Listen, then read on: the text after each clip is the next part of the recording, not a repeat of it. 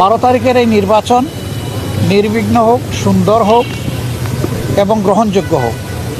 ঐক্যের সরকার গঠনে প্রস্তুত জামায়াত, এই শিরোনামেই লুকিয়ে আছে বাংলাদেশের রাজনীতির এক গভীর বাঁকবদলের ইঙ্গিত। দীর্ঘ সময়ের অস্থিরতা, সংঘাত আর অনিশ্চয়তার পর দেশের মানুষ যখন স্থিতিশীলতার স্বপ্ন দেখছে, ঠিক তখনই সামনে এলো এক নতুন রাজনৈতিক সম্ভাবনার কথা। আগামী ফেব্রুয়ারিতে অনুষ্ঠিতব্য নির্বাচনের পর সম্ভাব্য ঐক্যের সরকারের অংশ হতে আগ্রহ প্রকাশ করেছে জামায়াতে ইসলামী। দলের আমির ডাক্তার শফিকুর রহমান ব্রিটিশ বার্তা সংস্থা রয়টার্সকে দেওয়া এক সাক্ষাৎকারে জানিয়েছেন, দেশের স্বার্থে রাজনৈতিক দলগুলো যদি একসঙ্গে এগিয়ে আসে তাহলে জামায়াত সেই ঐক্যের সরকারের অংশ হতে সম্পূর্ণ প্রস্তুত। তার কণ্ঠে ছিল স্থিতিশীল বাংলাদেশের প্রত্যাশা, যেখানে অন্তত 5 বছরের জন্য একটি শক্ত, কার্যকর ও দায়িত্বশীল সরকার গঠনের কথা তিনি স্পষ্টভাবে তুলে ধরেন।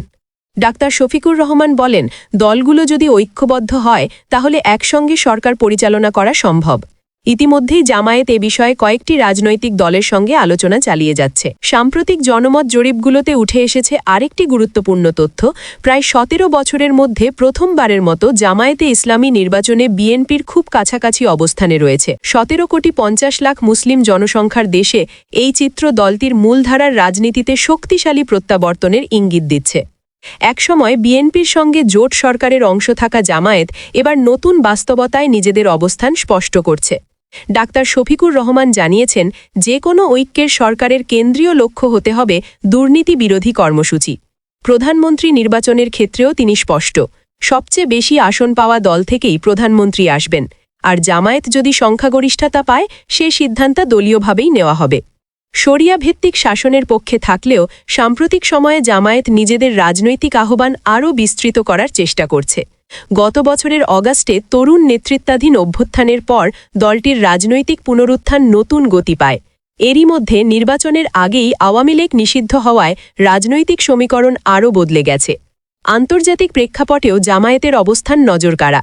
ডাক্তার শফিকুর রহমান জানিয়েছেন, বাংলাদেশের পরবর্তী সরকার গঠনে ভারতের তৎপরতা স্পষ্টভাবে চোখে পড়ছে।